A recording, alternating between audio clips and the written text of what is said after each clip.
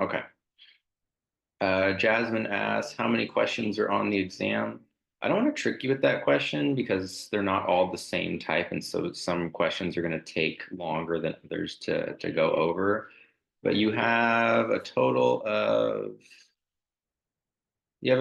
46 questions. Couple of those are going to be extra credit questions. You have two short answer. You have an APA citation that you're going to need to be able to correct.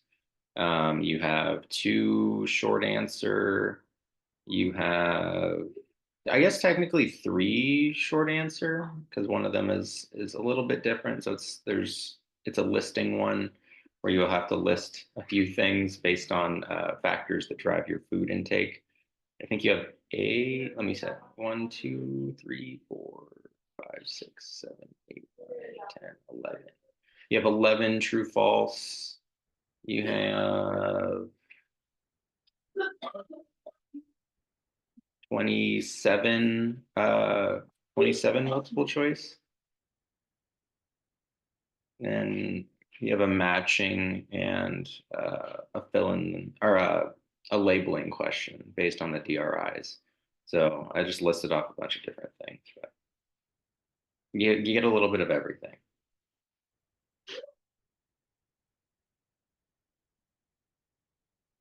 Um, Emily asked, so I mentioned in class that I'd be able to tell you what the short answers were. Yeah, so the short answer is there's going to be one on the red wine component from the podcast analysis. So for that one, you just want to make sure that you understand that red wine is not superior to other forms of alcohol because the active component that's in that polyphenol that supposedly makes red wine better is not actually in a quantity within a normal serving of red wine that would make a difference. That compound is called resveratrol. So, like I'm going to put in the chat. If you try to type out to write out resveratrol, as long as it looks somewhat similar, then I will give you credit for it, even if you don't spell it correctly. And you just need to know that there's not enough of this compound in red wine to make a difference. And if you were to try to consume enough red wine to get enough of that compound, then it would result in negative health outcomes, specifically in relationship to that J-shaped curve with risk that they talked about in the podcast. The other short answer question, let's see. So you have one on the Industrial Revolution, the things that contributed towards the obesity epidemic as we know it today. I want you to be able to mention specifically what I care about is increase in preserved food due to the greater shelf lives, better transportation to then move that food around that can now keep longer. If you mention those two things and you reiterate the fact that people were eating more because of that, I know that's kind of intuitive, but you need to be explicit when it comes to mentioning that not only did the technology improve, but that technology facilitated people eating more. And that's why we have that increase in the increase in rates of individuals becoming overweight. And then like I mentioned too, that you have a question on APA citation. I know I went over that pretty quickly, but just really pay attention to what goes into an APA citation in terms of what things are capitalized, what things are italicized. It's worth 4 points. So I think I told everyone in class that if it's worth 4 points, you can kind of read between the lines about how many things are wrong with it. And I think that's all of the short answer. I mean, I mentioned that there was a kind of a listing one, so being able to define factors that drive your food choices. That'll just make sure that you know some of those from the first lecture.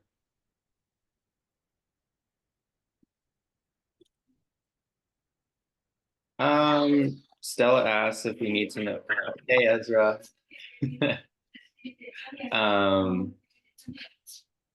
Do you need to note periods and commas on the APA citation? No, I'm not going to make you do that.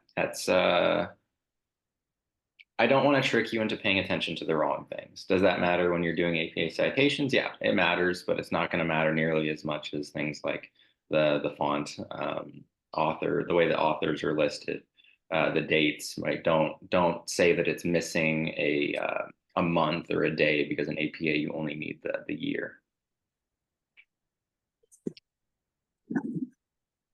Ramiro asks, what's the difference between leptin and ghrelin? Leptin is released by the fat cells and it makes you feel full. Ghrelin is released by the stomach and it makes you feel hungry. So if you understand the relationship between fat, more fat would mean more leptin, which means feeling more full. Relating that back to that first video analysis, less fat or losing fat would mean that you're losing leptin. So that would mean you're losing the thing that's making you more full. Hence, that would make you hungrier. Nick says epidemiology versus RCT. An RCT is much more controlled. So it usually has smaller subjects and we can really try to figure out causation rather than just correlation, right? So you can give people a treatment, you can give them a control treatment, which is what the C stands for, randomized controlled trial. And whether someone receives the treatment or the placebo or the control group is randomized. So usually much more control, much more ability to ask specific questions about what's causing something, and usually has a lot fewer participants. For epidemiology, it's mostly large population-based research. So you can't really figure out causation, but you can establish correlation. So you can see if multiple things are related on a population-wide scale. Obviously, if it's population-wide, then you have a lot of people that are recruited into that study. And it's really good for being able to ask questions that can lead into things like randomized controlled trials. Yeah, as a follow-up to that, Charles says that epidemiology usually relates to nutrition, right? Yeah, I mean, so it relates to nutrition and what we were talking about in class, but epidemiology is more of a study of diseases. So they typically are looking at disease rates, whether that's looking at like obesity, whether it's looking at like COVID, for instance. You know, there's population-wide incidences of these different diseases. So I would associate epidemiology more with populations rather than with very small experimental designs. Kayla asked, are we going to need to know examples of the different vitamins? You'll need to know the difference between fat-soluble and water-soluble vitamins. And the best way to remember that is just to remember the fat-soluble vitamins and just know that everything else is water-soluble. How do you know what the fat-soluble vitamins are? A, D, E, and K. For whatever reason, my finger won't go up. So my hands are cold probably. So that's all dogs eat kibble.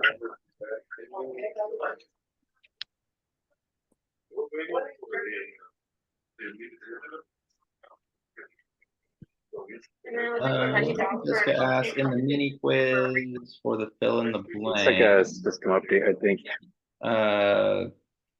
In the mini quiz for the fill in the blank, the answer was ATP and which other one? Oh, it was ATP and facilitated diffusion, but obviously memorizing the answers to that might not be the best way since I might change up the question. So you should know the difference between passive transport, facilitated diffusion, and or facilitated transport. Just remember the facilitated component and then active transport. So passive transport and facilitated diffusion both require a concentration gradient, which means that the rate at which things go from one side of the membrane to the other is dependent on the concentration. So if there's more things on one side, they're going to move faster to the other side. And if there's pretty equal amounts on both sides, then things are just kind of going to trickle over and moving much less. The difference between them is that facilitated transport or facilitated diffusion uses a transport protein. So things go through a tunnel, so to speak. With passive transport, things can kind of just float through. So that would be things like oxygen or carbon dioxide, whereas facilitated diffusion is more selective in that sense. Active transport does not require a concentration gradient. So it can actually move things from a low concentration to a high concentration.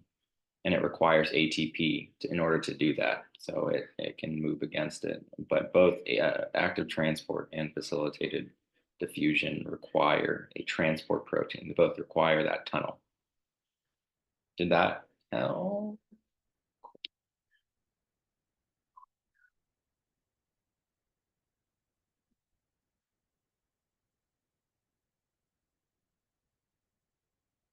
Keep those questions coming.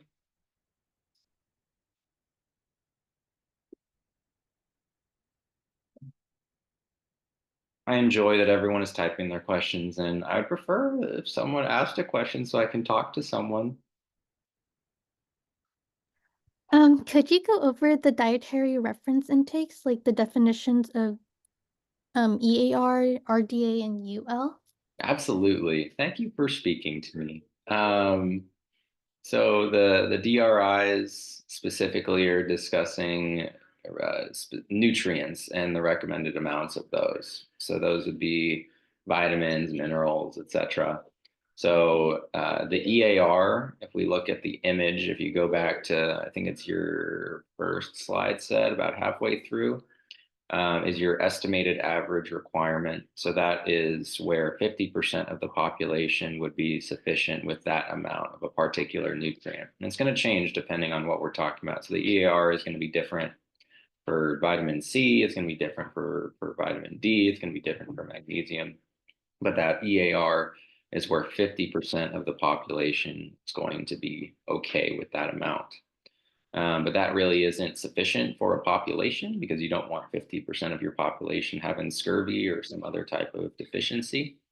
And so what they do is they figure out what the EAR is, and then they apply like a mathematical factor to it so that it works for 97% of the population. So that is good enough to make sure that most people are covered. And so that figure, the 97%, is called the RDA, or the recommended dietary allowance. I can never remember whether it's dietary or daily, but RDA. If you write dietary, if you write daily, I'll give you points for that. And also, as a quick mention, you can write estimated average requirement and recommended dietary allowance, or you can write EAR and RDA. But if you choose to write the acronym EAR and RDA, I am not going to be very lenient about the spelling on that. So if you write REA instead of, if you write EAR, that's correct. But if you write REA, then I will take points off for that. If that makes sense. But if you write out estimated or average estimated requirement, if you write that in, that it shows me that you know that it's an estimated average requirement. And so you're using the words, which demonstrates that you actually know what the acronym is referring to. So I'll be a little bit more lenient in that case, if that makes sense. The last one is UL, which is upper limit, and that's basically where things start to go bad with over intake of nutrients. So where you start to see some of the symptoms of I want to say overdose because that's not the right word because it's drugs, but you start to see some negative effects of overconsumption. Stella asked, will this recording be accessible on the modules and campus later? Yeah, so pretty much as soon as this is done, I'm going to convert it over into an MP4 and then I'll upload it to YouTube. And then I will not only upload the link to the exam one module, but I'll send y'all a Canvas email type thing message that has the link directly in it. Can you just as a reminder, yeah, of course. Just as a reminder, the one on Sunday is not going to be recorded. Only this one's going to be recorded. Can you discuss what the percent DV is based on? Yeah, the percent DV or percent daily values is a tool that we use on a food label, and it's based on a 2,000 calorie intake. So that obviously is not going to work for everyone because everyone does not need 2,000 calories. Some people need more, some people need less. But for a food label, you want something to make reference to. And so they kind of use that as a good enough, or it's not even necessarily an average because calorie intakes are changing on a yearly basis. So all I really need you to know about the percent daily values is that it's based on a 2,000 calorie amount. And because of that, it is not catered directly to an individual.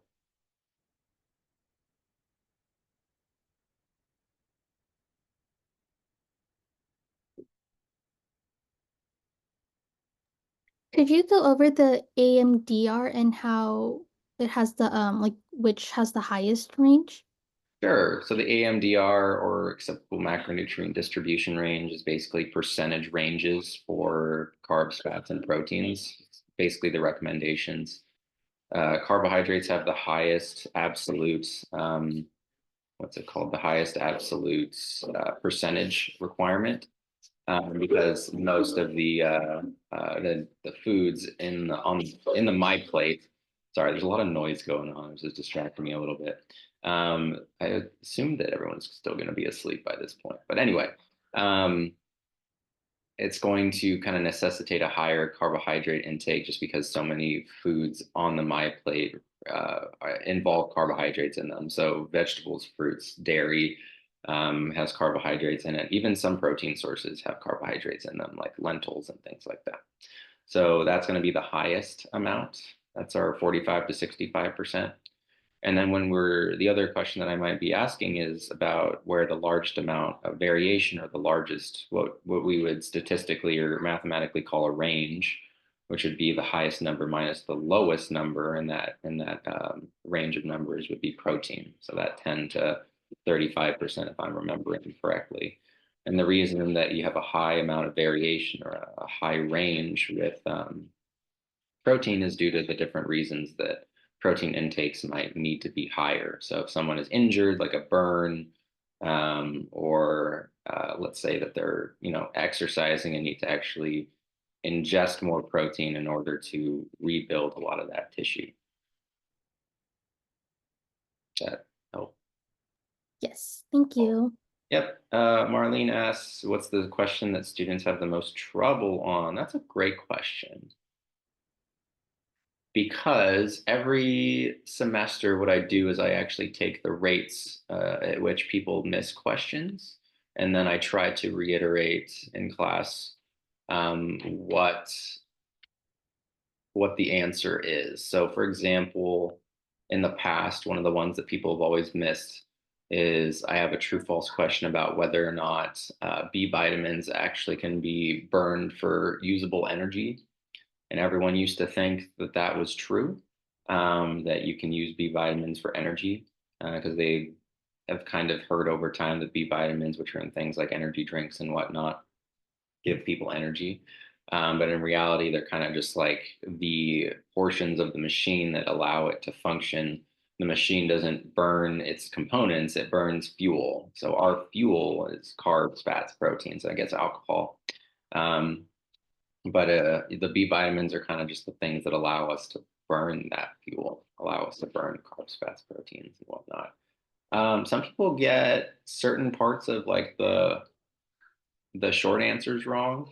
Like you mentioned that the red wine component, red wine doesn't, there's not enough resveratrol in red wine to make a difference. But I also need you to mention that if you were to over consume red wine, that it would be more detrimental to your health. A lot of people, which I tried to emphasize in this review session, mentioned that with the Industrial Revolution question, that shelf lives improved, transportation improved, but then they failed to mention that because of those things, people were eating more, which led to obesity. So I think that while that's pretty intuitive, I think in both of those cases, the red wine and the Industrial Revolution question, both of those are pretty intuitive, which means that you don't think to write it, but just try to understand that even though those things are intuitive, I need you to explicitly mention those things. I don't know if there's any other one that really gives people a lot of trouble. A lot of people miss stuff on the APA citation, and I kind of gave you a hint there. Don't pay attention to like little periods and stuff or commas. Just pay more attention to like capitals and italics, things like that. Yeah.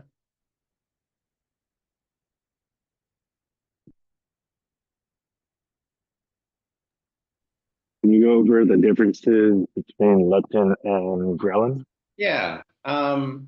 Yeah, I think that actually might be good because I don't know if that portion is recording in like the first few minutes.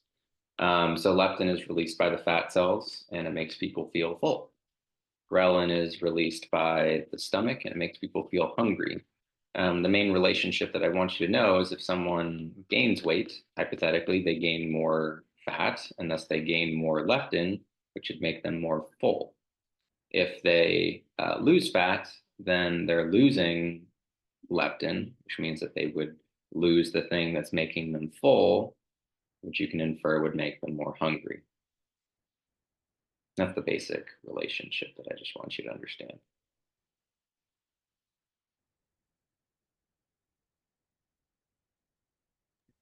Can you discuss the macronutrient TEF magnitude, please? Yeah, so that's the thermic effect of feeding. So how much, you can look at that a couple different, what it's literally talking about is how much heat we produce when we have to metabolize those nutrients. The way that I kind of like to talk about it is how much work we have to do in order to kind of convert something over. So when we're burning through, we're trying to metabolize protein, it's a fairly inefficient process, and there's a lot of steps in that matter, especially when we're talking about trying to turn protein into energy. It requires a lot of kind of metabolic effort, so to speak. And so it produces a lot of heat through all of that metabolic reaction taking place. Carbohydrate, on the other hand, is well, actually, let's talk about fat first. So metabolizing fat, let's say you have excess amounts of fat, you don't have to really convert fat over into anything. It's already in that form. And so fat actually requires the least amount of metabolism in that sense, especially with overconsumption. And so fat has the lowest amount of heat produced. Protein has the highest amount produced. Carbohydrates would be somewhere in the middle. So the term magnitude is talking about the relative amounts of heat that are being produced when metabolizing these different nutrients. And so you should know that protein has the highest thermic effect of feeding, then carbohydrate, then fat. Or if I asked you in the opposite fashion, which is from lowest to highest, you would go fat, carbs, protein. With that, hopefully that helped. That good, Nick? Yeah, that was solid. Thank you. Yeah, of course.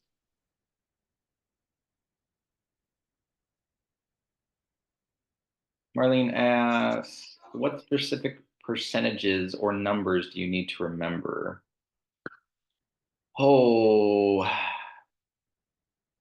for this one, I don't think there's anything specific other than like knowing the calories per gram. So you need to know that alcohol is 7 calories per gram, carbs and proteins are 4 calories per gram, and fats are 9 calories per gram.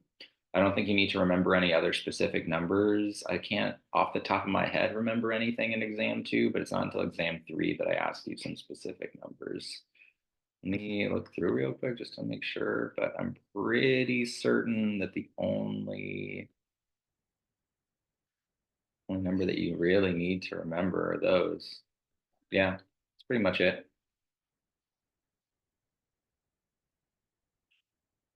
Oh, there is one more specific range that you need to know. So thanks for asking that. You need to know the difference between a poor source of something, a good source of something, and an excellent source of something as per the percent daily values. So you should know that a poor source or a low source of something is less than 5%, an excellent source is 20% and above, and then a good source is anywhere between 10 and 19%.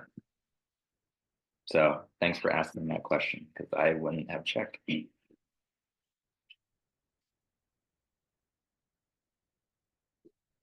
Y'all got 20 more minutes.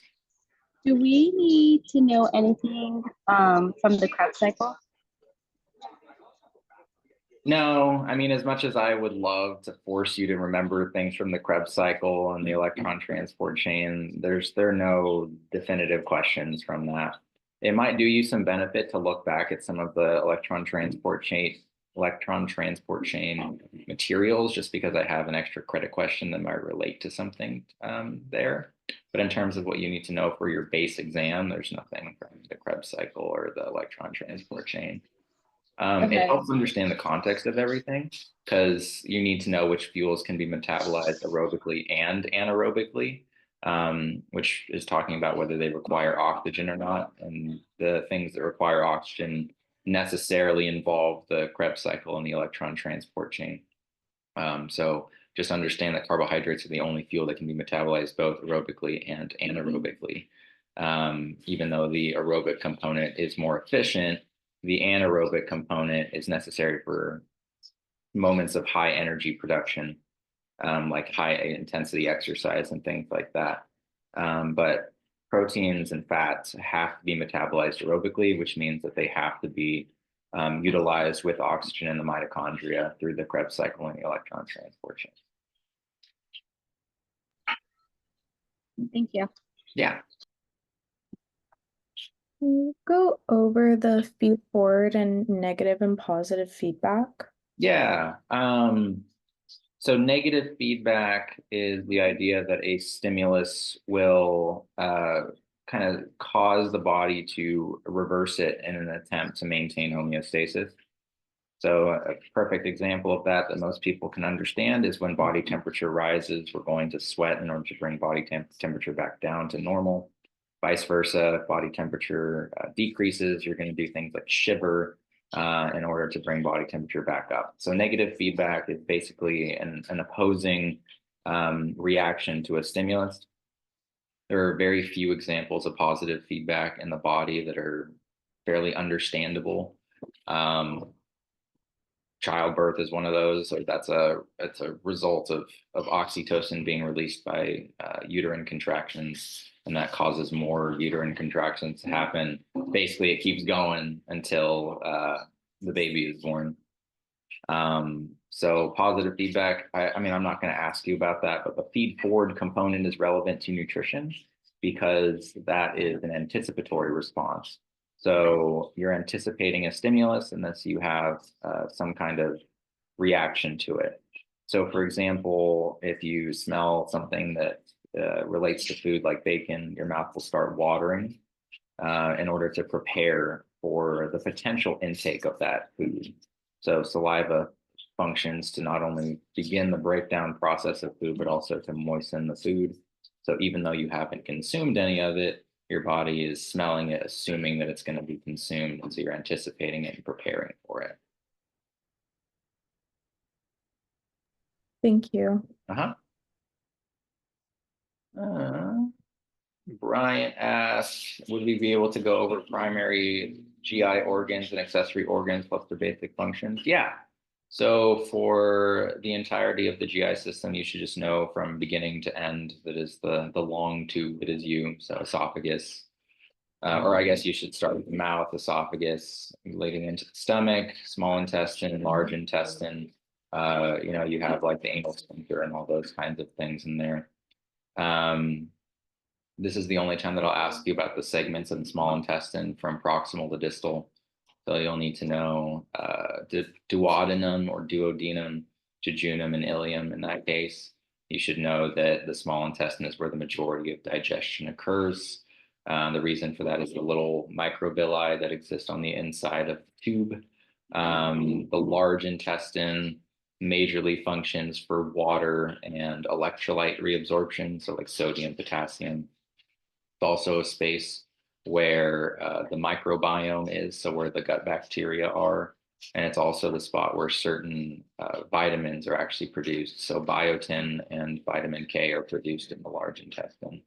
The stomach, you can probably assume the function of, right? So acid is in the stomach. There's some enzymes in the stomach, but basically that sloshes up together the food that has gone down the esophagus and prepares it for absorption in the small intestine. Mouth, chewing, enzymes, saliva, and then the accessory organs involved. The liver creates bile for digestion purposes. The gallbladder stores bile. And then with the pancreas, the major things there are the secretions that go into the small intestine. So you have different enzymes that break down proteins, fats, and carbs.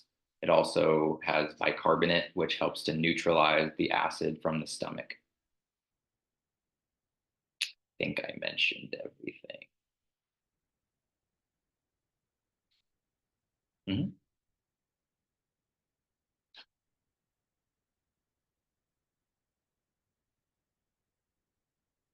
For your reference, the multiple choice questions are all worth 2.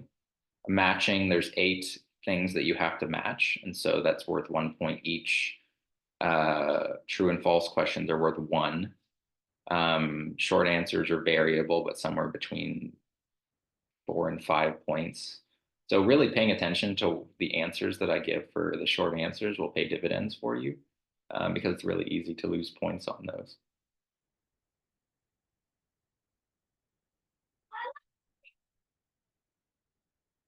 Okay, bye, Ezra. Are you leaving now? Okay. Yeah, you want to say hi to everyone? Say hi. Okay, love you. Bye.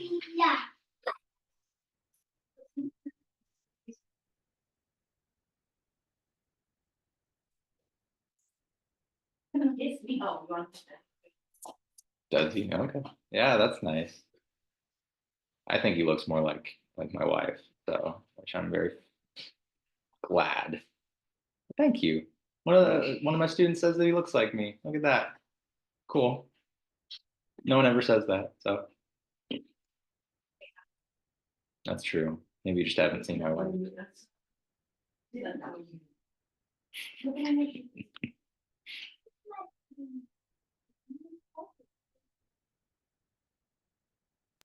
Any more The study guide it says the difference between epidemiology and RCT.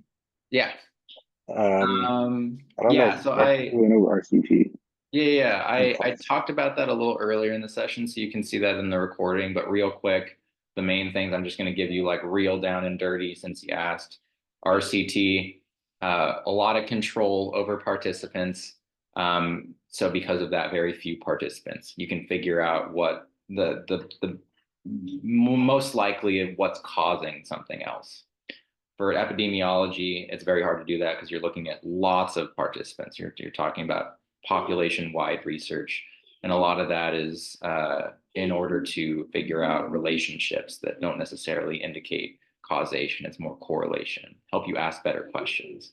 In my mind, epidemiology asks the big questions, or it looks at the associations that then allow people to ask the big questions to do the randomized controlled trials down the line.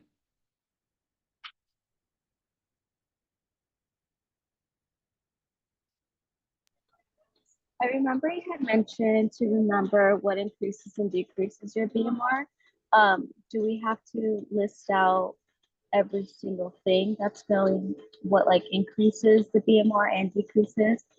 I would look at that figure, that table that has the up arrows and the down arrows. I think for the most part that it's the things that increase basal metabolic rate make a lot of sense. One that people miss a lot is that illness can actually increase your basal metabolic rate. And it's because, I mean, if you think about it, your body temperature increases, and you also need to like, whenever your body has to like create things, a lot of times your metabolic rate will increase, right? And so creating new like immune cells is going to stimulate that as well. The examples of things that like slow your metabolism down are a lot fewer and far between, but those are going to be things like starvation and like intense dieting and stuff like that. So just kind of familiarize yourself with it. I wouldn't think that you would need to memorize it, but I think if you can read through and kind of rationalize which things are increasing and decreasing your metabolic rate, then you'll be able to very easily pick things out.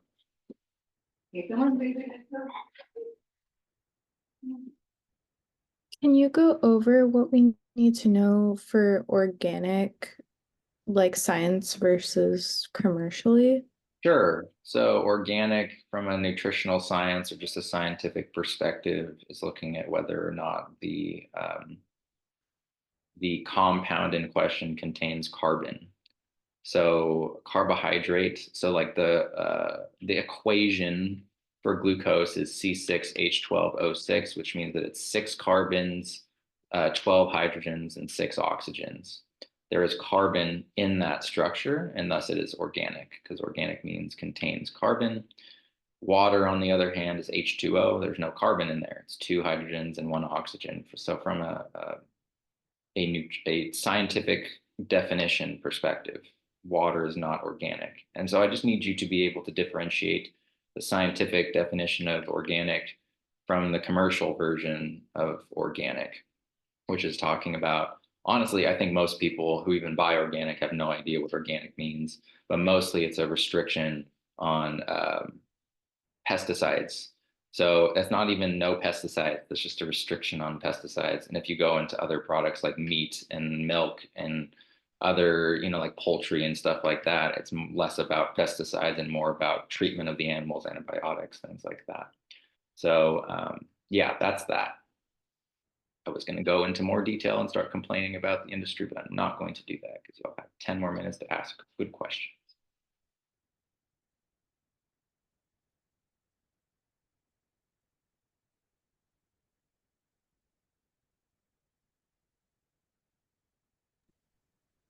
For the first question on the study guide, when it says be able to list and explain factors that impact our food choices, how much detail do we need to go into that? Know 3 and then be able to write a sentence about them. So in the question I asked, provide me 3 different factors that affect our food choices, and you explain them in a single sentence each. Sometimes people give me one factor, just give me a name, and they don't give me anything else. So I can't really give them full credit on that.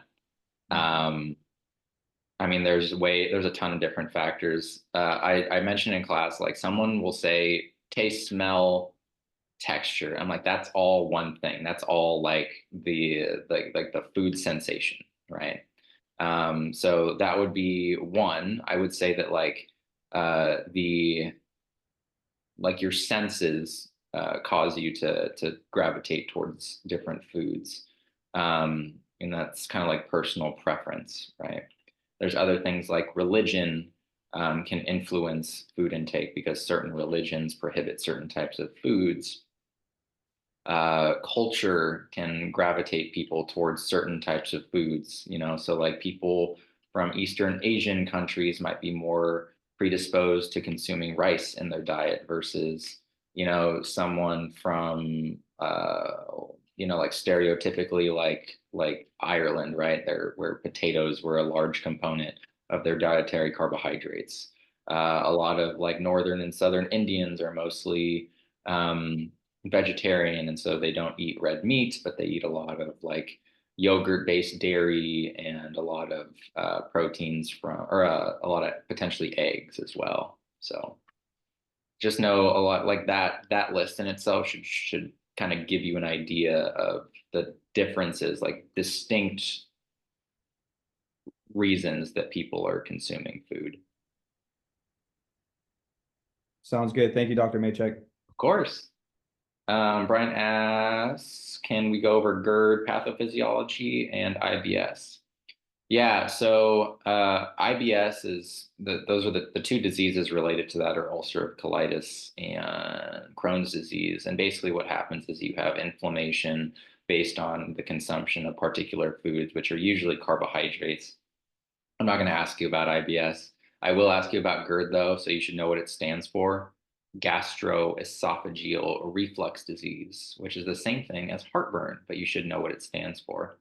And basically the pathophysiology of GERD is that you have 2 esophageal sphincters, one up top, so the sphincter that connects the mouth to the esophagus, and then you have the lower one which connects the esophagus to the stomach. And so with GERD, the lower esophageal sphincter is more chronically opened or loose, you can say that.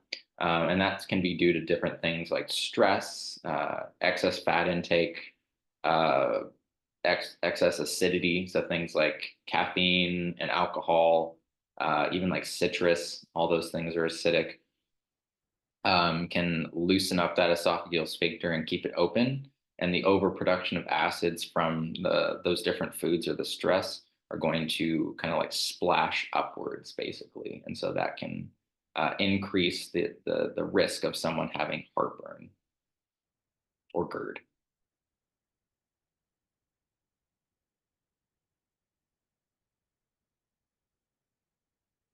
More?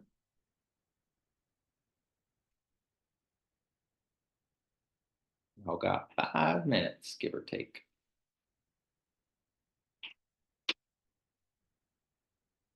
You can also ask things about formatting. Remember to bring a pencil. Remember to bring a Scantron, whatever the one that's listed in the syllabus is, the one with 50 questions on the front and 50 questions on the back.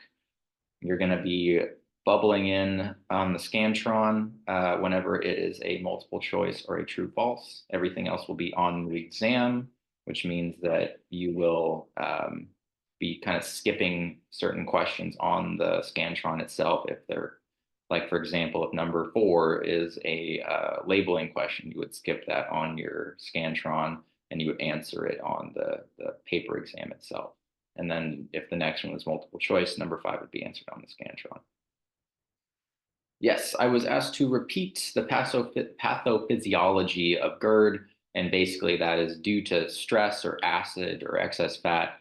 It keeps the lower esophageal sphincter that links the esophagus and the stomach. It makes it open up more. And so the excess acid that's produced by the stomach is able to splash up.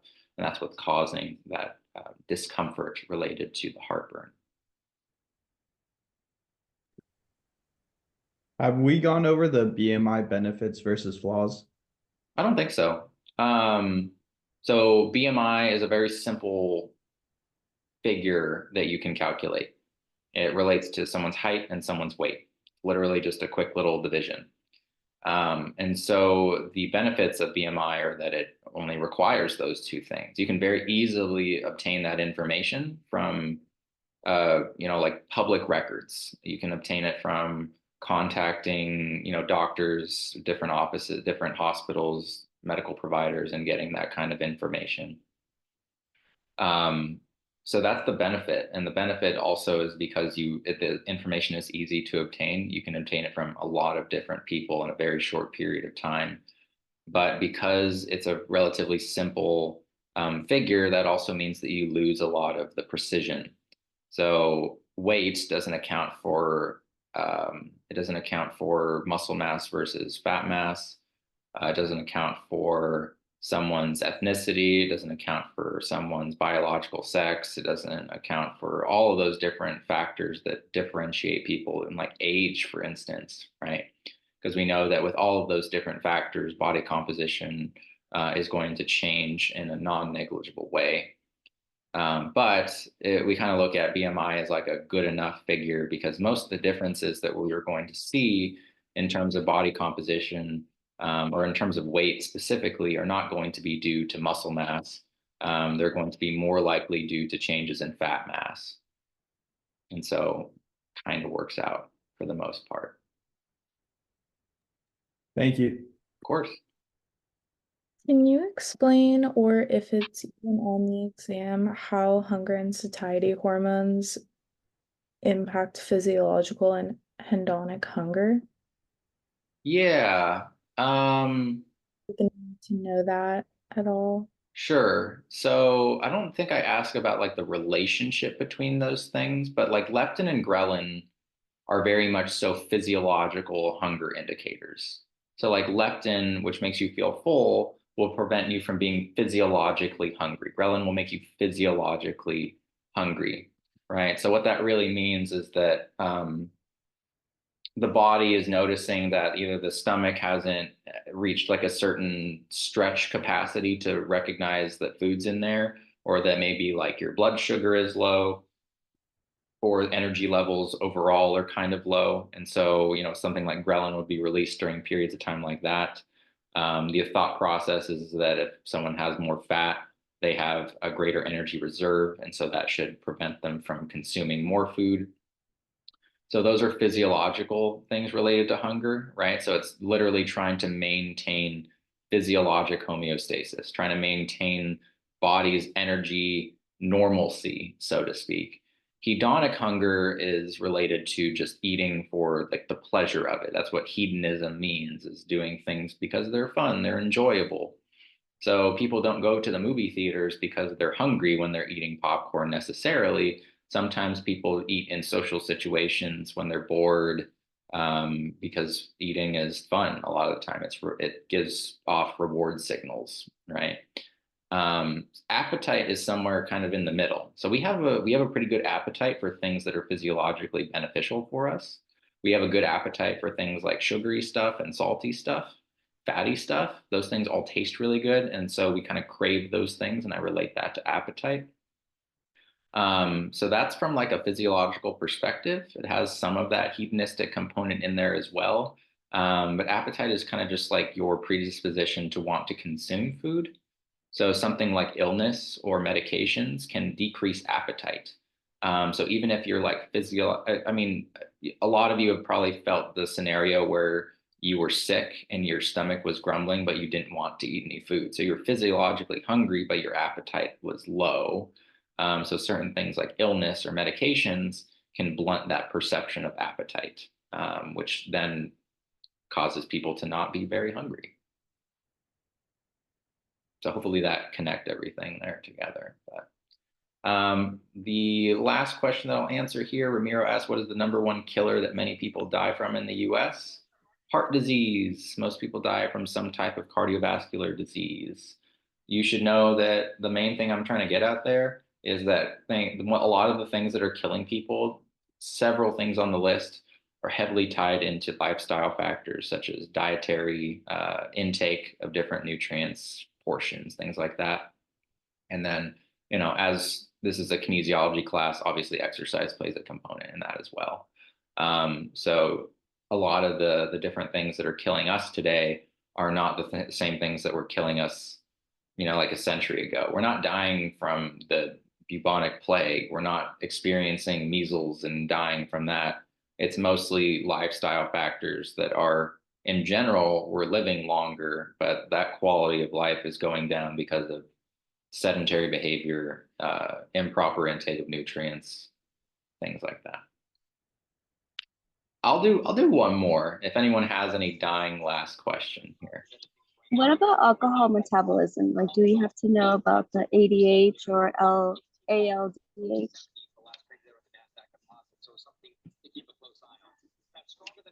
You don't need to know it. You don't need to know it for your exam. If you care about extra credit, it might be worth looking into. I'm not going to tell you to what capacity because it's extra credit. But I would maybe look over some of that stuff if you care about extra credit. Okay, thank you. Yeah. That was a pretty straightforward one. I'll do one more. Unless you don't have any, and then we can just end.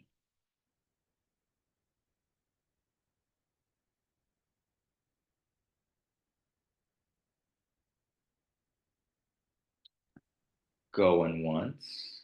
You need to know the sections of the large intestines as well, or just the small? Just the small intestine. Yeah, just the small intestine. I'm not going to make you remember like appendix and all those other little like water reabsorption sites and things like that. So just small intestine. So you should also be familiar, like, oh, if I ask you what are the sections of the small intestine from proximal to distal, proximal just means in relationship from like the center of the body, going outwards. So, okay. Y'all good? Keep studying. If you have any other specific questions, you can either save them for Sunday morning at 10, where we'll use the same link, same Zoom link in order to start that review session up. We'll do a very similar thing. I'll start it up at 10, probably get questions going around 10:10. We'll go for the extra 50 minutes and I'll answer as many as I can for y'all. But otherwise, feel free to always email me questions. I know that some of you might be interested in the whole math component of the calculations. I wouldn't overly stress if you feel really stressed out about it, because there's only a couple of questions on there that relate to that. So I'm not gonna, like, as I mentioned, one of your short answers is not for you to do a math problem. You should be able to do the math, but I'm not gonna be like checking all of that. So I'm not telling you not to worry about it, because it is still points on your exam. But yeah, if you're struggling with some of that, feel free. I can give you examples. I'm not gonna, I mean, in class, I have gone over them a couple of different times. So I think that it's more beneficial for me to give you an example. You kind of work through it and show me your work, and then I can provide feedback to help you work through it, rather than me just kind of telling you how to do it. So, all right, cool. Everyone have a great rest of your Friday. I'll have this uploaded. See you later. Thank you. Thank you. Thank you. Thank you so much.